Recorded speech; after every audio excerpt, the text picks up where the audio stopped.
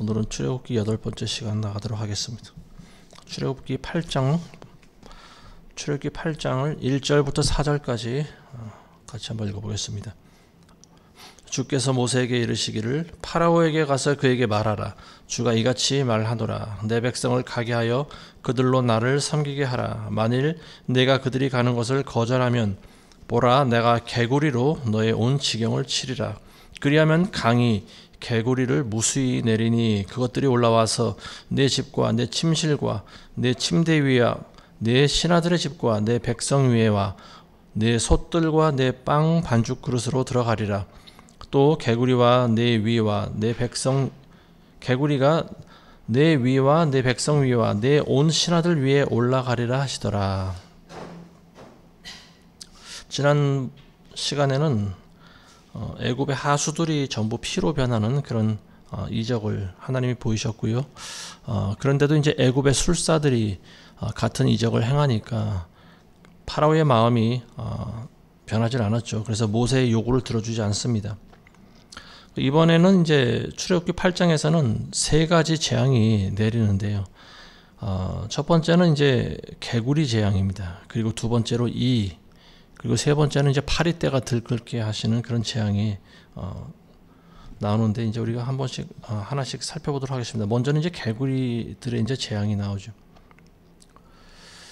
자, 5절에서 7절 보시면은 주께서 모세에게 이르시기를 아론에게 말하기를 막대기를 잡은 네 손을 시내들과 강들과 연못들 위에 뻗쳐서 개구리들로 이집트 땅에 올라오게 하라 할지니라 하시더라.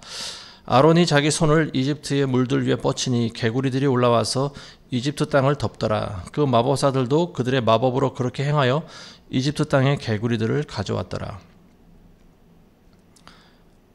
자, 하나님께서 이제 모세에게 말씀하시는데 아론에게 말해서 막대기 잡은 손을 이집트에 있는 물들 위로 뻗어라. 그리고 개구리들이 이집트 땅에 올라오게 하라. 이렇게 말씀하셨습니다. 그래서 아론이 그대로 이제 모세의 명을 받아서 행했죠. 막대기 잡은 손을 들고 그 나일강, 이제 그 이집트 땅을 그 가로지르고 있는 나일강을 향해서 아마 손을 뻗었을 거라고 보입니다. 그랬더니 개구리들이 올라오는데 엄청나게 많은 개구리들이 올라오는 거죠.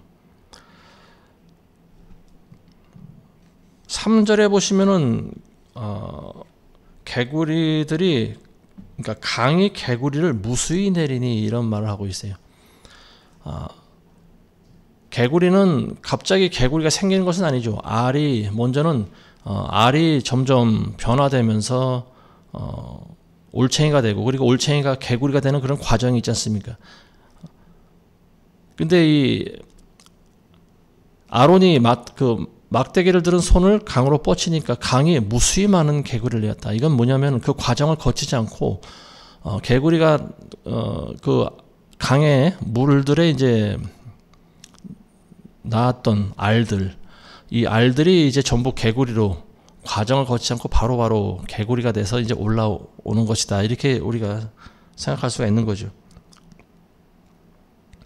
봄철만 되면은 연못이 아마 그 주변에 있으면은요 굉장히 시끄럽습니다. 개구리들이 거기다 알을 까놨기 때문에 그래요. 산란기가 되면은 이 개구리들이 굉장히 시끄럽게 우러대는데요. 근데 이 개구리들은 뭐 특별히 자기가 사는 그 연못 주변을 잘 벗어나지는 않습니다. 왜냐하면 물이 있어야 되기 때문에 그래요. 근데 이 물에서 살아가고 있는 개구리들이 전부 땅 위로 올라왔다고 한번 가정해 보시기 바랍니다. 굉장히 끔찍한 그런 징그러운 그런 모습인데요. 자, 그래서 애굽에 있는 모든 그 개구리 알들이 전부 개구리로 변했다. 우리가 이렇게 생각하시면 될 것 같습니다. 그래서 그것들이 이제 이집트 땅에 있는 사람들 집으로 다 들어오는 거예요. 그리고 사람들 머리 위에도 올라오고 밥 먹는 식탁 위에도 올라오고 밥그릇 속에도 들어가고, 이 개구리들이 전부 기어 올라오니까 그야말로 사람들은 뭐 너무나 괴로워하고 있는 그런 상황이죠.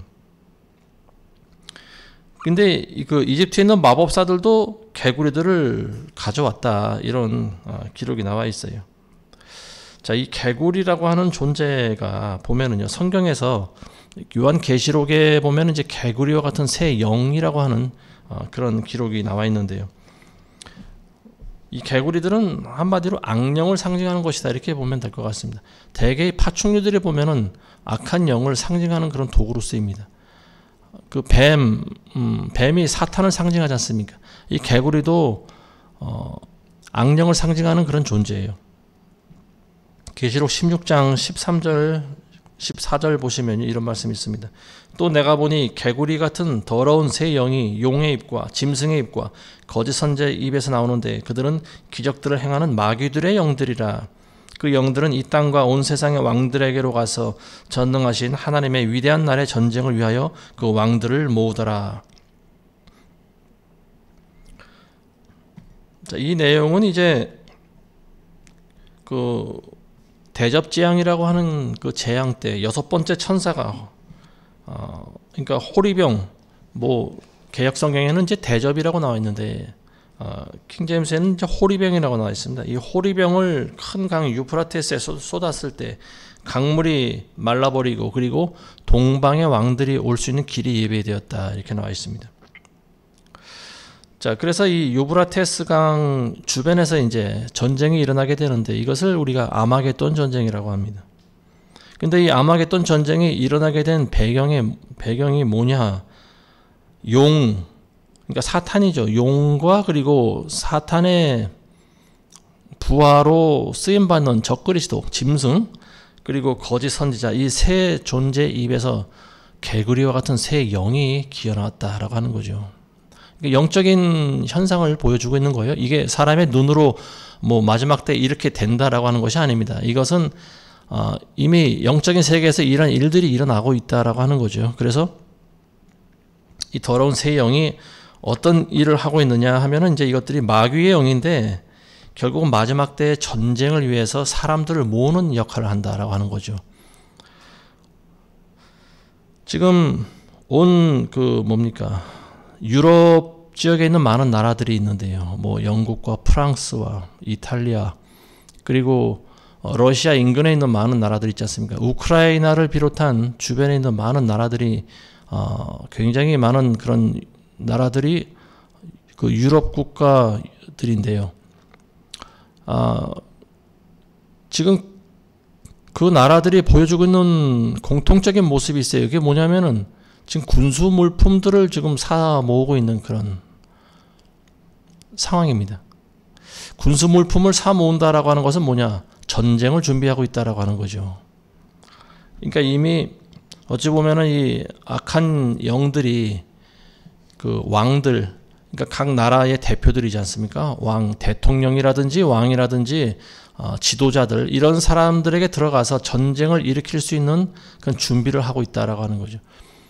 그러니까 우리가 살아가면서 행해지고 있는 그리고 보여지고 있는 많은 일들의 대부분이 영적인 부분에 의해서 지배를 받습니다. 영적인 세계에서 먼저 일어난 일들을 통해서 우리가 많은 그 통제를 받고 있는 거예요. 그러니까 이 사람들은 자기 의지대로 그리고 자기 생각대로 한다고 하지만 사실은 더러운 영에 의해서 이런 일들을 하는 경우가 많이 있다고 하는 거죠. 예를 들면은 우리가 어떤 사람을 죽인다고 할 때, 살인을 저지른다고 할 때 보통 사람의 생각은 다른 사람을 죽인다라고 하는 것은 이건 안 된다라고 하는 거예요. 죽일 수 있는 마음을 먹지 않습니다. 근데 요즘 보면은 이유 없이 사람을 죽이는 사람들 있지 않습니까? 묻지마 살인이라고 하는 그런 살인들이 전 세계 곳곳에서 일어나고 있는데 필경은 그 사람이 악한 영의 지배를 받고 있기 때문에 그렇다. 저는 그렇게 봅니다. 그리고 그게 또 사실이고요. 사람은 영적인 동물이잖아요. 먼저는 영의 지배를 받게 되어 있어요. 그 사람이 어떤 영에 의해서 지배받는 사람인가 이게 굉장히 중요한 거죠. 그래서 이 개구리 같은 이 더러운 새 영들이 마지막 때 이제 동방에 있는 많은 각 지역에 있는 각 나라에 있는 지도자들 그런 사람들에게 들어갑니다. 그래서 전쟁을 일으킬 수 있는 그런 마음을 주는 거예요. 그러다 보니까 유럽에 있는 많은 국가들이 지금 전쟁 준비하고 있는데 지금 우크라이나하고 러시아 전쟁이 사실은 계기가 된 거죠. 전 세계에서 지금 가장 강력한 나라라고 하면 미국과 소련을 들 수 있는데요. 지금 소련이 전쟁을 하고 있는데 우크라이나를 예를 들어서 이제 러시아가 침공해서 다 점령을 해버리면은 그 다른 나라들도 이제 똑같이 불안감을 느끼는 거죠. 그 다음에 이제 우리 차례가 되겠구나. 여러 작은 유럽에 있는 국가들이 그래서 무기를 사고 있는데요. 자, 그러면서 이제 어부지리로 이득을 얻고 있는 나라가 바로 우리나라죠. 왜냐하면 우리나라가 전 세계에서 가장 많은 무기를 보유하고 있는 나라이기 때문에 그렇습니다. 물론 중국과 소련이 많은 무기를 가지고 있지만 러시아는 이미 우크라이나에 가지고 있는 모든 포탄을 지금 거의 다 소비한 상황이고요. 전 세계 화약고라고 하면 지금 북한과 우리나라입니다. 왜냐하면 전쟁을 치르고 있는 나라 아닙니까? 휴전하고 있는 나라이기 때문에 계속해서 지금 무기를 생산하고 있는 나라는 북한과 우리나라밖에 없어요. 그러다 보니까 유럽에 있는 많은 나라들에서 우리나라에 무기를 사가지고 합니다. 뭐 탱크서부터 박격포서부터 무슨 대포, 심지어는 비행기, 폭탄, 뭐 여러 가지 군수 물품들 우리나라에서 사가는데 우리나라가 지금 그것 때문에 지금 어떤 호재를 지금 맞고 있는 것 같습니다. 근데 어쨌든 우리나라가 돈을 번다 하더라도 결국은 사람을 죽이는 무기를 팔아서 돈을 버는 거고요. 참 어찌 보면 안타까운 일들이죠. 유프라테스 강이 이제 말라버리는 때가 언젠가는 오겠죠. 강물이 마르면은 동방에 있는 왕들이 올 수 있는 길이 예비되는 거예요. 근데 그것도 사실은 하나님께서 하시는 거죠. 왜냐하면 전쟁을 일으키시기 때문에 그렇습니다. 하나님이 그걸 허락하시는 거예요. 그래서 그 모든 일들이 결국은 그리스도의 재림과 연관이 되어 있다라고 하는 거죠. 자, 8절에서 15절 보겠습니다. 그러자 파라오가 모세와 아론을 불러 말하기를 주께 간구하여 그분께서 개구리들을 나와 내 백성으로부터 치우도록 하라. 그리하면 내가 백성들을 가게 하여 그들이 주께 희생제를 드리도록 하리라 하니 모세가 파라오에게 말하기를 영광이 내게 있도다. 내가 언제 당신과 당신의 신하들과 당신의 백성들을 위해 간구하여 당신과 당신의 집에서 개구리들을 멸하여 그들이 강야만 있게 하리까 하더라. 그가 말하기를 내일이니라 하니 모세가 말하기를 당신의 말대로 하여 당신께서 주 우리 하나님과 같은 이가 없는 것을 알게 하리이다. 개구리들이 당신과 당신의 집과 당신의 신하들과 당신의 백성들로부터 떠나 강야만 있으리이다 하더라. 모세와 아론이 파라오에게서 나오고 모세는 주께서 파라오를 향해 가져온 개구리들로 인하여 주께 부르짖으니라. 주께서 모세의 말대로 행하시니 개구리들이 집들과 마을들과 들로부터 나와서 죽더라. 사람들이 그것을 모아 무더기를 쌓으니 땅에서 악취가 나더라. 그러나 파라오가 한숨 돌리게 되자 그의 마음을 완악하게 하여 그들에게 경청하지 않았으니 주께서 말씀하신 대로더라.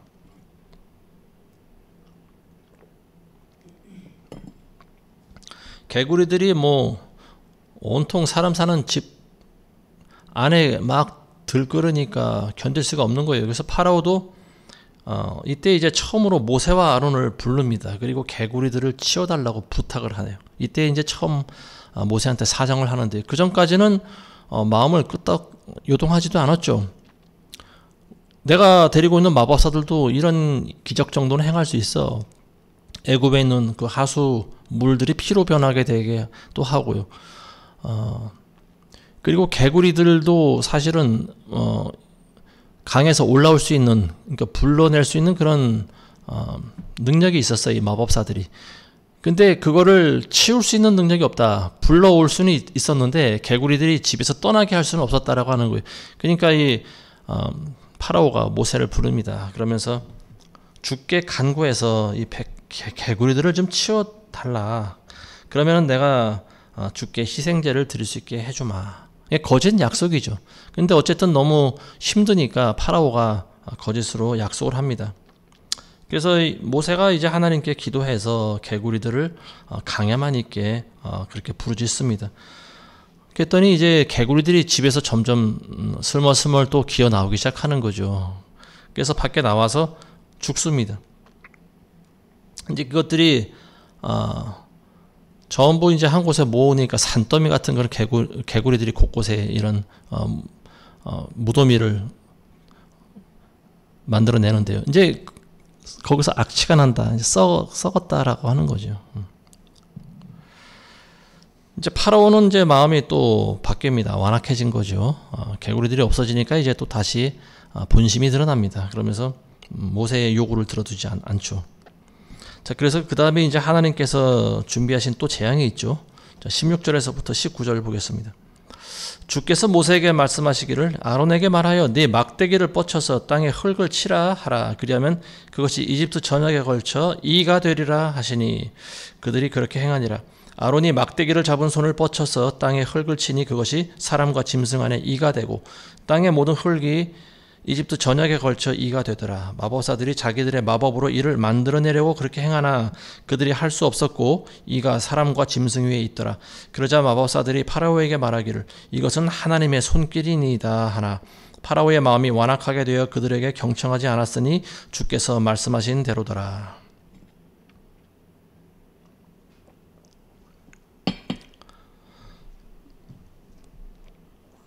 세 번째 재앙이 이제 이의 재앙입니다.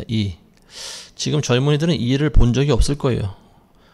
이미 우리나라에선 70년대 거치면서 전국에 있는 이들이 주민들이 사는 집에서는 이제 전부 박멸된 걸로 알고 있는데요. 그 예전에 제가 어릴 때만 해도요. 뭐 지금도 그런 게 차가 좀 다니긴 하는 것 같더라고요. 시골 같은 데 보니까 소독차가 다니는 집집마다 골목을 누비면서 소독약을 뿌려댄 그런 기억이 있습니다. 그게 이제 휘발성이 굉장히 강한 뿌연 그런 안개 같은 구름과 같은 소독약이 이제 계속 뿜어져 나오는 건데, 근데 어릴 때 그 냄새가 이상하게 나쁘질 않더라고요. 그래서 그 차를 뒤를 쫓아다니고 뭐 그랬던 기억이 납니다. 골목에 나오면은 약을 뿌려대면은요 한 치 앞도 보이질 않아요. 그러면 이제 뭐 아이들은 신나서 막 구름 속에서 노는 것처럼 막 뛰어다니고 막 그런 적이 있습니다. 자, 왜 그렇게 골목마다 약을 뿌려댔는가 하면은 집집마다 벼룩 그리고 이런 것들이 많이 있었기 때문에 그래요. 그래서 그걸 이제 주기적으로 뿌려댔는데요. 우리나라는 이제 그런 것들이 없어진 것 같습니다. 근데 뉴질랜드를 가보니까 깜짝 놀랐어요. 그 나라에는 지금도 이가 있는 거예요. 그래서 이가 그때 우리 가족을 굉장히 많이 괴롭혔는데요. 굉장히 힘듭니다. 긁어도 가려운 게 멈추질 않아요. 그러니까 계속 긁어대서 이제 거기가 흉터가 생겼는데 지금도 흉터 자국이 있는 것 같습니다. 지금도 뉴질랜드에서는 이제 다른 집으로 이사를 할 경우에 먼저 하는 절차가 있어요. 이게 뭐냐면 플리범브라고 하는 그 약을 사다가 터트려야 돼요. 그래서 방마다 그걸 하나씩 터트리면 거기서 연기가 나오는데 그래야 그 집안에 있는 이제 해충들이 다 죽습니다. 그런 다음에 청소를 하고 이제 이사를 옮기고 들어가야 돼요. 그걸 터트리지 않고 들어가면은 10중 8구는 이한테 물어뜯길 각오를 해야 됩니다. 이도 있지만 이제 벼룩, 그죠? 벼룩 그리고 샌드 플라이라고 하는 조그만 날파리, 이게 전부 이 3종 세트가 사람을 괴롭히는데요. 이게 달라붙어서 물어뜯으면 굉장히 괴롭습니다.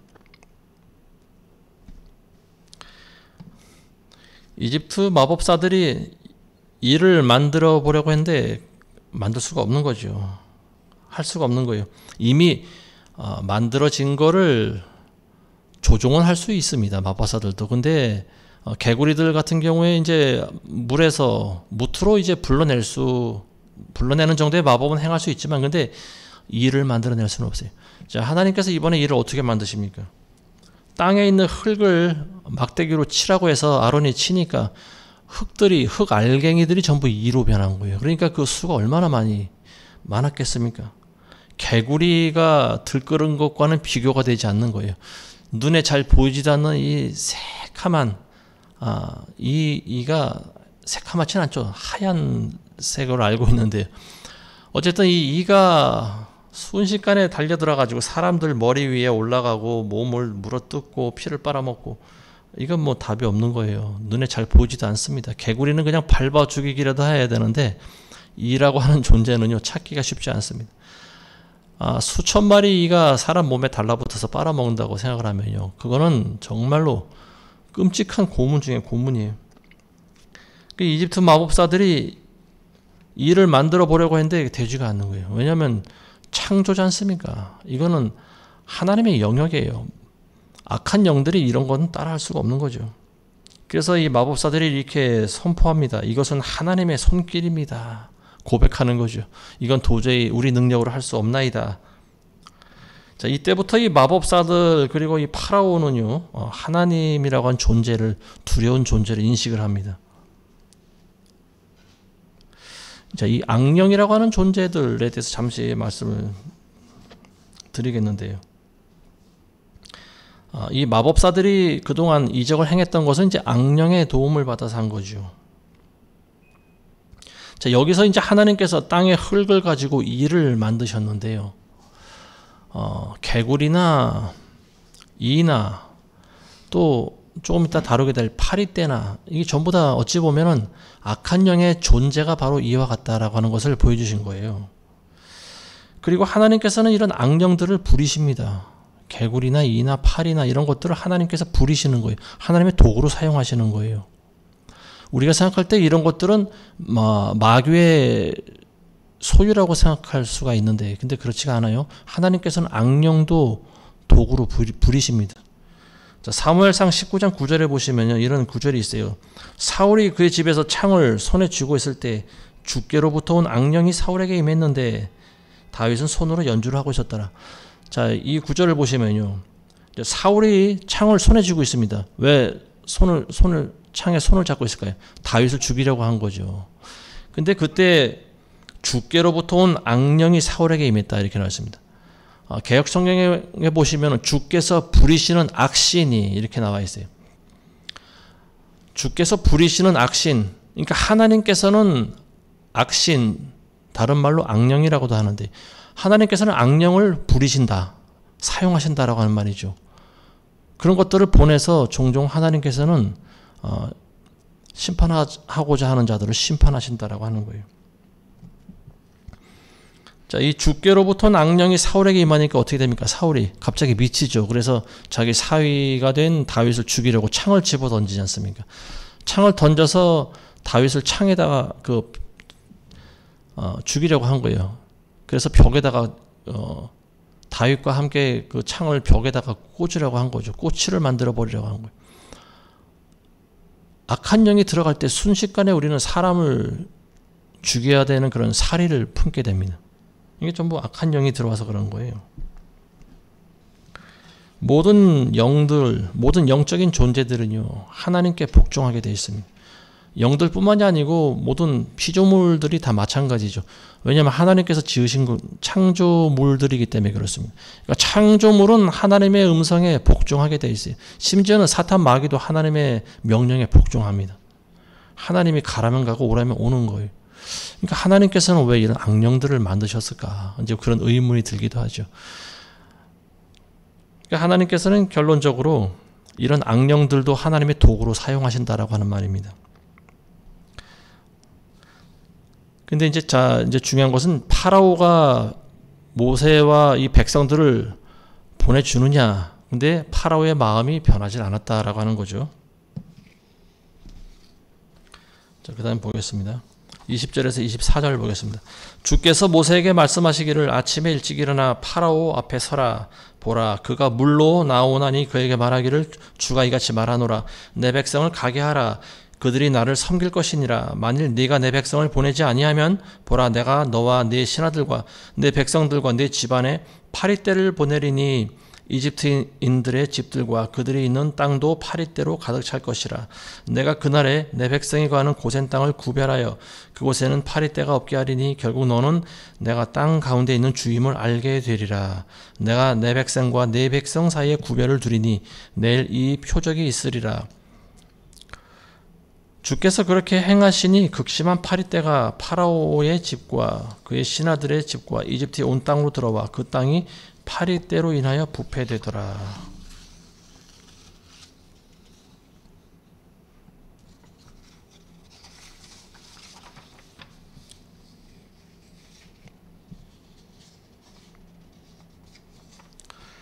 자, 이 재앙이 이제 끝나기도 전에 하나님께서는 이번에 이제 파리떼 재앙을 또 바로 준비하십니다. 파라오의 마음이 완악해진 것을 이제 하나님께서 아시고요. 그래서 이제 그 다음에 보내시는 재앙이 파리떼 재앙인데요. 이 파리떼 재앙은 하나님께서 바로 행하시는 거예요. 그 전에는 뭐 아론을 통해서 아론이 들은 지팡이를 뭐 애굽의 하수를 향해 손을 들든지 아니면 그걸로 땅을 치든지 뭐 이렇게 했는데 이 파리떼의 재앙은요 하나님께서 직접 행하십니다. 모세의 손을 거치지 않으셨어요. 자, 그래서 이번에는 온 그 파리떼가 이집트 땅에 이제 들끓는 그런 재앙을 내리시게 되는데요. 자, 시편에 보시면은 시편 78편에 보시면은 하나님께서 그 이집트 땅에 행했던 그 10가지 재앙들에 대해서 기록을 해놓고 있습니다. 자, 45절에 보시면은 파리떼 재앙에 대해서 말씀하시는데요.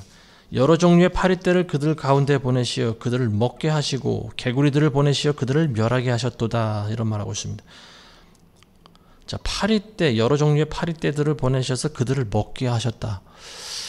파리가 사람을 잡아먹었다라고 하는 그런 의미를 들리는데요. 아마도 이 하나님의 재앙을 거치면서 이집트에는 죽어나가는 사람들이 많이 있었을 거라고 보여집니다. 그러다 보니까 이 파리라고 하는 이 곤충은 굉장히 더러운 곤충이지 않습니까? 죽은 시체를 뜯어 먹는 거예요. 시체에서 나오는 그런 진물을 빨아먹는 그런 곤충인데요. 그래서 그들을 먹게 하셨다.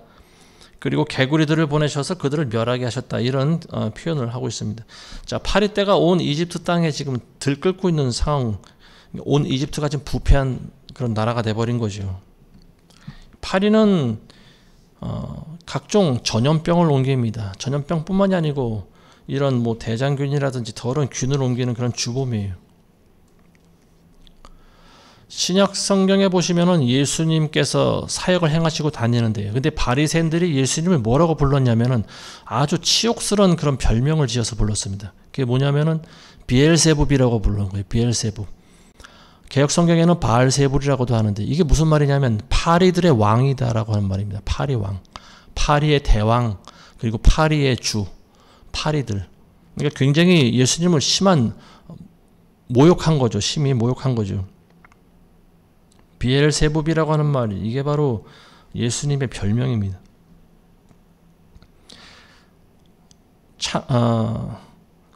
지금 사람들이 잘 부르고 있는 노래 중에 비엘세붑이라고 하는 단어가 들어간 노래가 있어요. 그게 어디 들어가 있냐면은 퀸이라고 하는 그룹 아시죠, 여러분들? 록 그룹 퀸의 그 프레드 머큐리를 주연으로 해서 만든 영화가 있습니다. 보헤미안 랩소디라고 하는 영화가 있는데 그 노래 자체가 곧 마귀적인 그런 가사를 띠고 있어요. 자, 그 중에 비엘세붑이라고 하는 그 단어가 들어가 있는데 Beelzebub has a devil put aside for me 이런 말이 있습니다. 비엘세붑, 그러니까 비엘세붑이 내 옆에 마귀를 갖다 놨어요. 악마를 데려다 놨어요. 뭐 이런 말을 하고 있습니다. 그리고 거기에는 또 자기가 권총을 들고 또 자기 어머니를 쏴 주겠다라고 하는 그런 내용도 나오고 굉장히 끔찍한 그런 가사들로 기록되어 있고요. 그리고 그 가사 중에는 이제 결국은 진실 가운데 하나가 자기는 지옥으로 떨어지게 될 거라고 하는 그런 뉘앙스를 풍기는 그런 가사들이 나와 있죠. 노래만 들으면 이게 굉장히 아름답게 들릴 수도 있습니다. 왜냐하면 그 노래 자체가 굉장히 좀 현란하고 그리고 사람들로 인해 중독성을 일으키기 때문에 그래요. 근데 그 가사 자체는요, 사실은 이 비엘세붑, 파리 왕이 결국은 우리 인간들을 좌지우지한다라고 하는 그런 내용이라고도 볼 수가 있는 거죠. 이 노래를 불렀던 프레드 머큐리는 인도 사람인데요. 원래 인도 태생입니다. 이 사람은 동성연애자예요. 동성애자였고 그리고 에이즈에 걸려서 45살밖에 안 된 나이로 죽습니다. 그가 죽은 지 이미 벌써 한 33년 된 것 같아요. 91년도에 죽었으니까. 자, 22절에서 23절 보시면 하나님께서 그날 내 백성이 거하는 고센 땅을 구별하여 그곳에는 파리떼가 없게 하리니 결국 너는 내가 내 땅 가운데 있는 주임을 알게 하리라.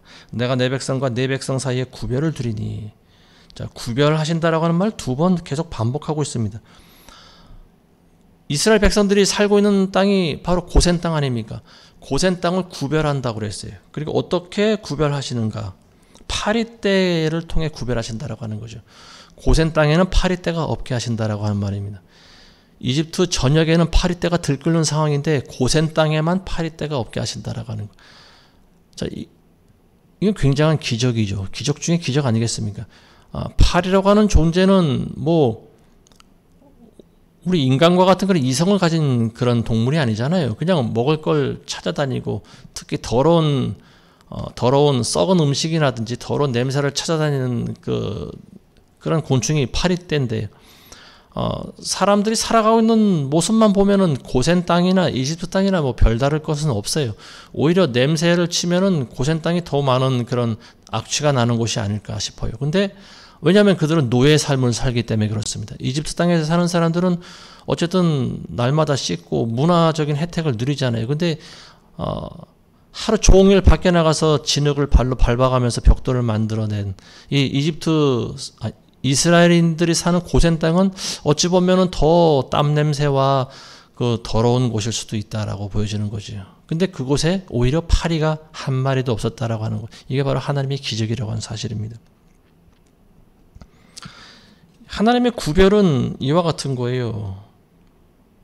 하나님의 백성들을 더러운 파리떼들에게 놓게 하지 않으시는 겁니다. 이 파리라고 하는 짐승 얼마나 더러운 짐승입니까? 파리떼가 수천만, 수억만 마리의 그런 파리떼들이 이집트를 다 뒤덮고 있는 상황이에요. 이미 사람들 많이 죽어 있고 죽은 시체에 달라붙어서 시체를 빨아먹기도 하고 정말로 끔찍한 그런 상황이에요. 우리가 지금 책으로 나누고 있지만 이런 것을 눈으로 본다라고 하면요, 그건 정말로 아마 며칠 동안 우리가 밥을 먹지 못할 수도 있습니다. 자, 파리떼라고 하는 것은 우리가 눈으로 볼 수 있지만 악령이라고 하는 존재, 이 파리떼와 같이 날아다니는 존재들이 있습니다. 그리고 하나님께서 부리시는 악령의 존재가 바로 이와 같은 거예요. 개구리떼와도 같고요, 파리떼와 같고 이와 같습니다. 그러니까 이런 곤충들, 그러니까 하나님이 부리시는 악령들이 많이 있는데요. 우리는 이런 악령들이 도대체 어디서 나온 것일까? 뭐 루시퍼가 타락한 천사라고 어렴풋이 우리가 알고 있는데, 뭐 설령 그렇다 하더라도 그러면 이 무수히 많은 악령들은 다 어디서 나온 존재일까요? 이게 타락한 천사들은 아니라고 하는 거죠. 자, 이런 눈에 보이지 않은 적은 악한 영들, 이것도 하나님께서 만드신 존재라고 하는 거예요. 하나님이 이런 마귀들도 만들어냈다라고 하는 거죠.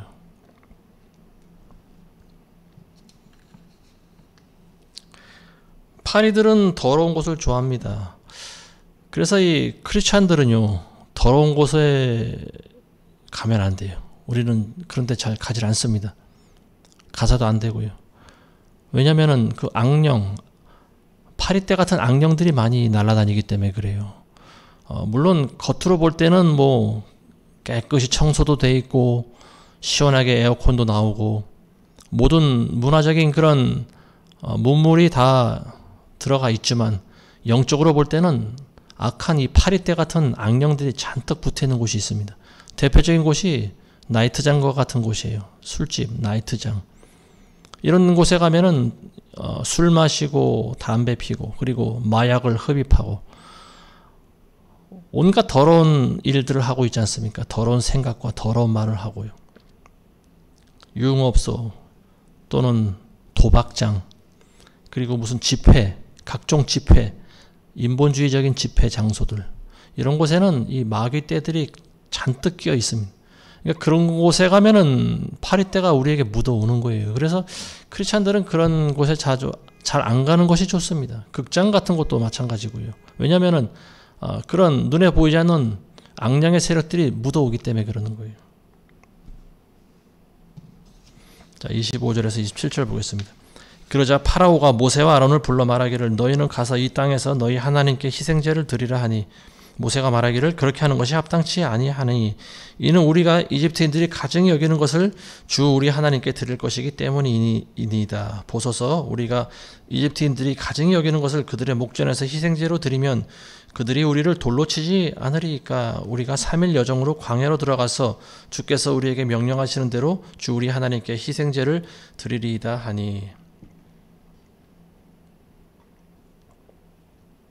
자, 파라오는 이제 드디어 항복할 것처럼 보입니다. 이 파리 때 공격을 받으니까 견디지 못하는 거예요. 그래서 모세와 아론을 다시 부릅니다. 그리고 우리가 너희를 놓아줄 테니 하나님께 예배를 드리되, 근데 이 땅에서 예배하라고 그러는 거죠. 그러니까 보내줄 마음은 없는 거예요. 이 이집트 땅에서 예배를 드리라고 이렇게 굉장히 간교한 술책을 꾸밉니다. 근데 모세는 반대를 하죠. 그렇게 하는 것이 합당치 않다고 합니다. 왜냐하면은 이집트인들은 하나님께 예배 드리는 것을 가증히 여기는데 싫어하는데, 우리가 이집트에서 예배를 드리면 사람들이 우리를 돌로 쳐 죽일 거 아닙니까? 그래서 우리는 광야에 가서 예배를 드리겠습니다. 그것도 3일 길을 걸어가서 예배를 드리겠습니다. 이렇게 조건을 내겁니다. 3일 길을 걸어간다라고 하는 것은 중요한 의미가 있죠. 왜냐하면은 그래야 파라오의 군대가 뒤쫓아오지 못하기 때문에 그렇습니다. 그리고 이제 나중에 우리가 살펴보게 되겠지만요, 이스라엘 백성들도 고난 가운데 애굽 땅으로 다시 돌아가려고 하지 않습니까? 근데 3일 길을 걸어왔으면 그 이상 다시 걸어가야 되는데 쉽사리 애굽으로 다시 되돌아가지 못할 만큼의 길을 걸어가서 하나님께 예배하라고 하는 거예요.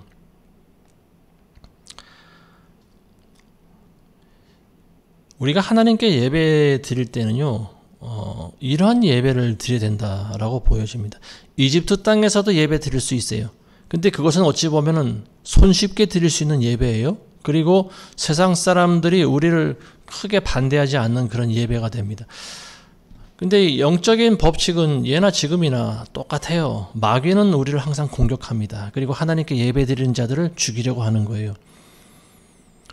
그래서 우리는 어디서 예배를 드려야 되는가 하면 광야에서 예배를 드려야 됩니다. 왜냐하면 광야 땅은 다른 세상적인 그런 사람들이나 위협으로부터 보호받을 수 있기 때문에 그래요. 그렇지만 광야는 굉장히 척박한 땅이죠. 마실 게 없고 먹을 게 없는 장소죠.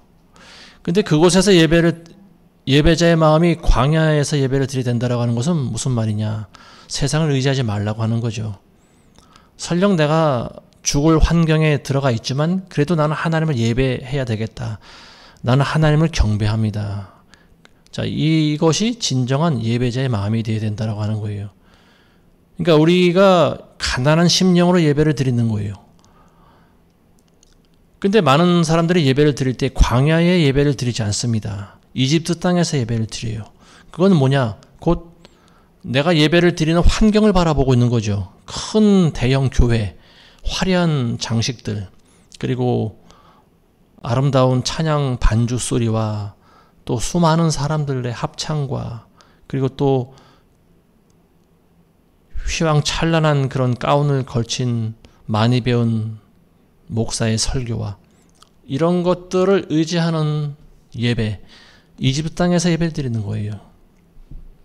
근데 하나님께서 받으시는 예배는 그런 예배가 아니지 않습니까? 하나님께서 받으신 예배는 광야에서의 예배입니다. 우리가 아무리 척박한 땅에서 예배를 드린다 할지라도 하나님만을 의지하는 거예요. 그리고 하나님의 말씀에 순종하는 거예요. 많은 것을 가진 사람들은 마음이 부유합니다. 예수님이 원하시는 것은 심령이 가난한 자의 예배를 받으시는 거예요. 그리고 그런 자들이 복이 있습니다. 그리고 그런 자들이 천국을 소유할 수 있는 거죠. 하나님께서 우리에게 광야로 가라시면 우리는 광야로 가야 되는 거예요. 그게 곧 순종입니다. 그리고 그게 곧 우리의 의의가 되는 것이고 그게 우리의 거룩함이 되는 거죠. 자, 이제 마지막으로 28절에서 32절 보겠습니다.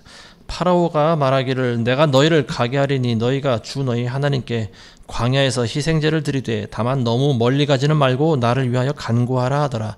모세가 말하기를 보소서 내가 당신에게서 떠나가서 파리떼가 내일 파라오와 그의 신하와 그의 백성에게서 떠나가도록 내가 주께 간구하리이다. 그러나 파라오는 더 이상 이 백성이 주께 희생제를 드리려고 가는 것을 허락치 않음으로써 거짓되이 행치 마소서 하고 모세가 파라오에게서 나와 주께 간구하더라. 주께서 모세의 말대로 행하시어 파리떼를 파라오와 그의 신하들과 그의 백성들에게서 제거하시고 하나도 남겨두지 아니하셨으니 파라오가 이번에도 그의 마음을 완악하게 하여 백성을 가게 하지 아니하더라.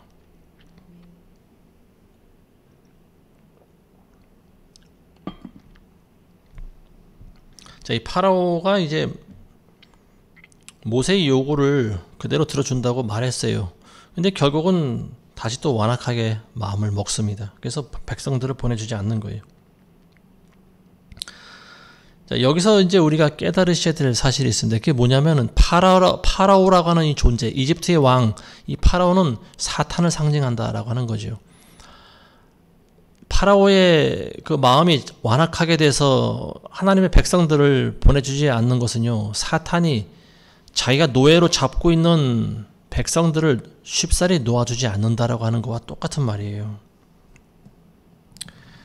자, 근데 28절에 보시면은요, 내가 너희를 가게 하리니 멀리 가지는 말고 광야로 가지 말고 나를 위해 간구하라. 광야에서 예배를 드리되 너무 멀리 가지는 말고, 그리고 나를 위해 간구하라. 자기를 위해서 간구하라고. 굉장히 좀 뻔뻔한 말 아니겠습니까? 하나님의 백성들로 마귀를 위해서 중보기도 해달라고 말하는 것과 똑같은 거죠.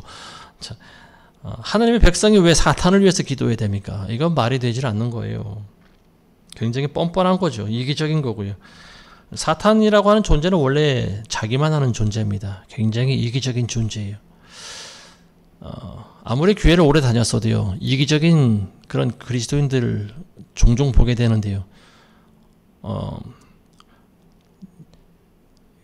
철저히 어떤 자기가 중심이 돼서 자기 목적에 모든 것을 맞추려고 하는 사람들은요, 제가 봤을 때는 성령의 인도함을 받는 사람이 아니고요, 사탄의 인도함을 받는 사람일 것이다. 그런 확률이 더 많은 사람이라고 보여집니다. 왜냐하면 사탄이 이기적인 동물이기 때문에 그래요. 그런 존재이기 때문에 그래요.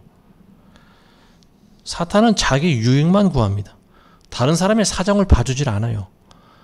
얼마나 뻔뻔한 존재입니까?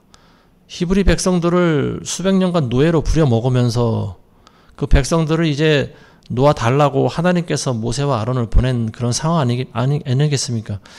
근데 놓아주길 싫어하는 거예요. 왜냐면은 이 백성들을 놓아주면은 이미 자기 재산에 손해가 간다라고 하는 거죠. 그래서 지금 피와 개구리와 이와 파리와 지금 4가지 재앙을 겪으면서도 이 파라오는 이 사람들을, 하나님의 백성들을 놓아줄 마음이 없는 거예요. 아직까지. 굉장히 뻔뻔한 존재예요. 크리스찬들은 이기적이 되면 안 됩니다. 자기의 유익만 구하면 안 되는 거예요. 진정한 그리스도인들은 나의 유익보다는 남을 먼저 배려할 줄 알아야 되는 거죠. 고린도전서 13장에도 보면요, 사랑은 자기의 유익을 구하지 않는다라고 나와 있어요. 근데 크리스찬 중에 자기 유익만 구하려고 하는 사람이 있어요. 이런 사람들은 굉장히 위험한 신앙인입니다. 사탄이라고 하는 존재는요, 하나님의 백성들을 계속해서 속입니다. 그래, 이번에 너희가 이 재앙을 물리칠 수 있도록 하나님께 기도하면은 내가 이번에 너희를 광야로 보내줄게. 근데 이게 계속 거짓말이잖아요. 재앙이 사라지고 나면은 다시 또 마음이 완악하게 되는 거예요.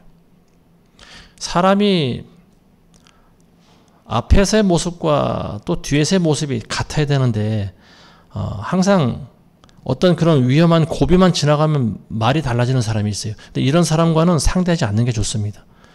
말과 행동이 일치돼야 되는 거예요. 사탄은 계속 하나님의 백성들을 속입니다. 그리고 밀가불듯이 흔들어대는 거예요. 우리는 신앙생활을 하면서 조금만 고난이 닥치면 어떻게 됩니까? 하나님을 의심하고 원망하죠. 하나님 왜 이렇게 하십니까? 근데 하나님은 그렇게 해도 하실 수 있는 분이에요. 근데 그때 마귀가 틈타고 들어오지 않습니까? 봐, 네가 믿는 하나님이 이런 분이야. 너에게 복 주실 마음이 없는 분이야. 이거 마귀의 속삭임이에요. 이걸 우리가 잘 분별할 줄 알아야 됩니다. 자, 이제 오늘 말씀 맺겠습니다. 오늘의 8장의 주요 구절은 23절이라고 보여집니다. 23절. 우리가 23절 말씀 다시 한번 보겠습니다. 내가 내 백성과 내 백성 사이에 구별을 두리니 내일 이 표적이 있으리라 하라 하시니라. 자, 하나님께서는 하나님의 백성들과 마귀 백성들 사이에 구별을 두십니다. 어떻게 구별을 두시냐? 파리떼가 있게 하기도 하시고 없게 하기도 하신다라고 하는 거죠. 자, 이 땅에서 지금 우리가 굉장히 이 세상이라고 하는 곳은 복잡하지 않습니까? 굉장히 여러 계층과 다른 문화와 그리고 또 지리적인 그런 혼재함과 뭐 이런 모든 것을 다 가지고 살아가고 있는데요. 우리는 누가 누군지를 모릅니다. 저 사람이 검은 피부를 가졌지만 저 사람이 크리스찬인지 넌 크리스찬인지 우리는 몰라요. 근데 하나님께서는 알고 계신다라고 하는 거예요. 수십억 명의 인간들이 어떤 상태인지를 이미 다 보고 계십니다. 그리고 그들을 구별하고 계시는 거예요. 지금 전 세계 사람들이 보여주고 있는 모습이 뭡니까? 일치되자라고 하는 거잖아요. 하나가 되자, 연합하자, 사랑으로 하나 되자, 사랑으로 연합되자, 그리고 모든 차별을 없애자. 근데 이것이 성경적이지가 않습니다. 성경은 차별하는 거예요. 하나님의 백성과 세상 백성들과 차별하는 겁니다. 분리하는 거예요. 하나님께서 그렇게 하시는 거예요. 인종적으로 하나님께서는 차별하지 않습니다. 흑인이든 백인이든 피부 색깔을 보고 구별하시진 않아요. 근데 그 안에 성령이 있느냐 없느냐, 그리고 순종하는 사람이냐 아니냐, 하나님의 기준에 따라서 하나님께서는 하나님의 백성과 마귀 백성들을 구분하십니다. 그래서 그들 가운데 있는 사람들을 하나님의 백성으로 끌어내도록 하는 임무를 받은 사람들이 우리 먼저 된 크리스찬들인 거지요.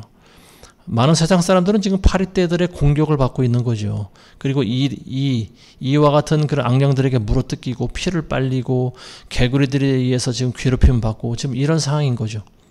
그들을 건져내서 살릴 수 있는 방법은 오직 예수 그리스도의 말씀밖에 없습니다. 그들에게 우리가 복음을 전해야 되는 거예요. 그래서 그들을 살 수 있도록 그렇게 행하시는 저와 여러분들 되시기를 주님의 이름으로 축원합니다. 기도하겠습니다. 거룩하신 아버지 하나님 감사드립니다. 하나님께서는 하나님의 백성과 세상 백성들 가운데 구분을 두십니다. 악한 백성들은 파리떼 같은 악령들에 의해서 괴롭힘 당하고 있습니다. 이와 메뚜기와 그리고 개구리들과 같은 그런 악령들에 의해서 자신의 영혼을 지금 다 영혼의 피를 빨리고 있나이다. 하나님, 그런 자들에게 우리가 가서 그리스도의 복음을 전하고 그들도 살아갈 수 있도록 우리를 인도하여 주옵소서. 하나님께서는 선과 악을 가르시고 차별하십니다. 종말에는 의인과 죄인들을 갈라놓으시고 심판하십니다. 의인들은 영생에 들어가게 하시고 악인들은 영벌에 처하시게 할 줄로 믿습니다. 하나님, 그 때가 오기 전까지 아버지 많은 영혼들이 회개하게 하시고 하나님 나라에 들어갈 수 있는 그런 자들로 준비되어지게 도와주시옵소서. 예수님의 이름으로 기도합니다. 아멘.